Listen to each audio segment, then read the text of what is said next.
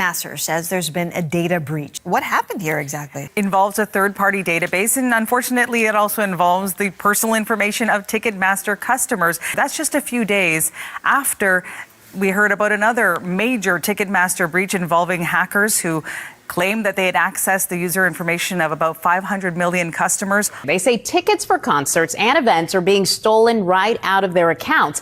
And it all started after the company suffered a data breach earlier this year. 2 weeks ago, Brenda got an email that her tickets were being transferred, even though she didn't authorize it. I was like, my tickets are gone. This Demarest mom tells us the same thing happened to her. And people are turning to CBS News Philadelphia after their tickets were stolen right from their Ticketmaster accounts. Concert tickets continue to disappear, and our viewers are starting to reach out to us. From Philadelphia to Chicago, Minneapolis, Atlanta, and San Diego are reporting the same problem with Ticketmaster. But it told customers that all accounts were secure and passwords were not compromised. So I have been trying to get answers since yesterday. It is unclear how big this problem is. The company blamed the ticket theft on weak customer passwords. I do have good news. So since we called Ticketmaster, one of the Eagles tickets have been recovered for Lisa, and Kara got her comedy tickets back. Both of them. That. Good. So. I know. That's why you get things done. I probably will never order off of Ticketmaster again. Still, she doesn't have an explanation yet from Ticketmaster about why they never froze the tickets like they told her she was going to do. We should point out, though, that Ticketmaster does get a cut every time tickets are sold through their site. It just seems like something shady is going on for sure. John, you and I both know blockchain fixes this. So it makes it kind of one of those things that's a no-brainer for ticketing to kind of go in that direction. You clearly were, even though you weren't physically in Argentina, you followed up on a lot of things. Yes. Exciting things, actually. So there's two issues over there. One is related to the ticketing space. We'll just put that in a corner for now. There's a meta macro thing, which is like in traditional security for single silo servers, it could be any vertical. There are these issues. Blockchain as a whole, solves a lot of those for many verticals. But ticketing is particularly vulnerable to this because the security is really just not that great. And there is a company that's launching a platform on Avalanche called Tickspace, and they have actually been starting outside the US, and they're addressing a lot of these issues everywhere from Brazil to Turkey. So they're staying out of the US now because Ticketmaster is owned by Live Nation. Live Nation owns the event and promoting of stars, and then they own the primary issuance. And really, it's a very vertically integrated and monopolistic like industry in the US. The only difference is the secondary is owned by someone else, whereas the concert events all the way to the ticketing of it is owned by one company. So Tickspace is using the right licenses throughout the different demographics or different rules. They are providing more security. And when you transfer tickets, it is blockchain allows you to know the provenance of the ticket, as well as the authenticity of it. And this is a natural space for blockchain and Web3, and it takes space on a L1 at Avalanche is the natural place because you need to be ready for, call it, spike activity before a concert or a big event, and it's perfect for Avalanche. I want to play a clip from your event, and this was talking about Sports Illustrated. Let's take a look. Summit, and I know Sports Illustrated tickets was previously on Polygon. Why did you make the switch? What the capability of an NFT can do for something that was truly in our trash bin, it changes consumer behavior.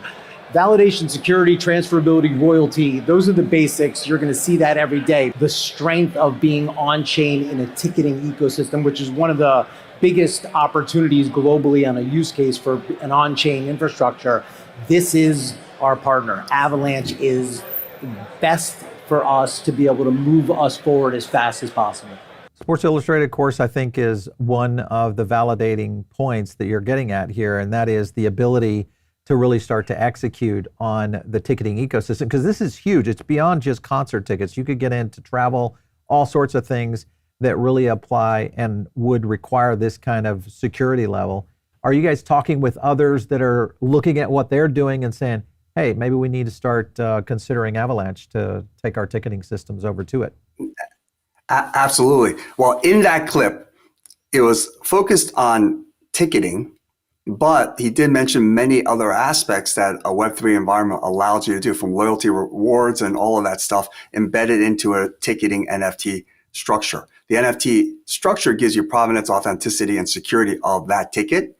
But the Web3 construct allows it to be traded easier, but with authenticity. And also he talked about embedding user habits and increasing engagement with, basically Web3 ethos of loyalty and royalty. So we just actually announced Up Top, which is basically a royalty program for the Cleveland Cavaliers basketball team. And they're going to create a royalty program for their users to further enhance the engagement of their fans and make them part of the community of the Cavaliers even tighter. There's another one, TYB, which is basically a loyalty reward program. They have customers like Urban Outfitters, they have Glacier, they have Rare Beauty, and they've already shown by putting it in a streamlined blockchain-enabled manner, not only do you have lower costs to provide royalty programs, but it gives the users more of ability to basically engage because they feel like they own their assets more.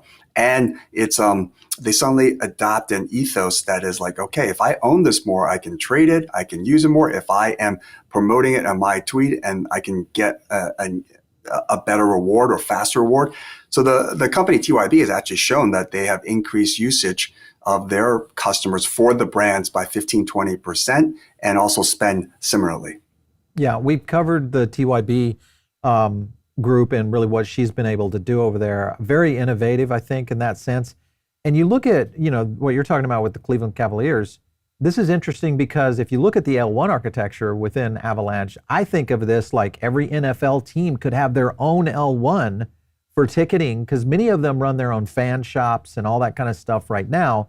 You look at loyalty integration, trying to bring in merch, NFT, collectibles, all of that would just be in one nice package, which I think Avalanche would be a good fit for. I want to play a clip here because this is a potential test that's moving in, and I think people will get a better idea of how this is working. Take a look. And I'm really struggling. A lot of our work is under NDA at the moment. I wasn't really going to talk about this, but it's the only thing I can think of, so I'm going to talk about it. We're right in the middle of a project at the moment, which was 10 days ago. So we sold the tour out 10 days ago, and the tour actually starts on Wednesday next week. But the artist is so bought into this and doubled down that they've taken 100,000 NFC-enabled wristbands from us, which will be distributed general admission to everybody that's going to the tour. So we're going to start to build a full data picture of who are the fans, how they've been engaging with our platform, what content have they been consuming, what competitions did they enter. Each fan could buy 4 tickets. So now we're going to build the data picture of, well, who did they bring with them? Because these fans are so passionate about Zayn, it's Zayn from One Direction, that they're going to engage with our platform. At his last live event, we had 98% data conversion. So we're going to have this, for the first time ever for an artist, a complete picture from a tour across UK, US, and Europe of who his fans are. That's amazing. So a good example of how that's being executed, with an individual artist.